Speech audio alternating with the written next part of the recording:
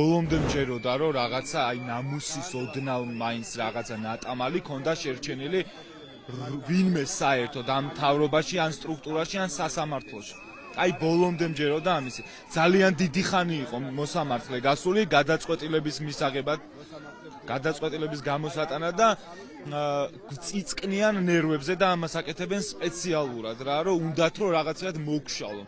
მოგშალონ კი არა, მიიღებენ უარეს პასუხს ამ ყველაფერზე. იმ ადამიანებისგანაც მიიღებენ უარეს პასუხს, ვინც ეხლა გონიათ რომ მათ მხარეს არის.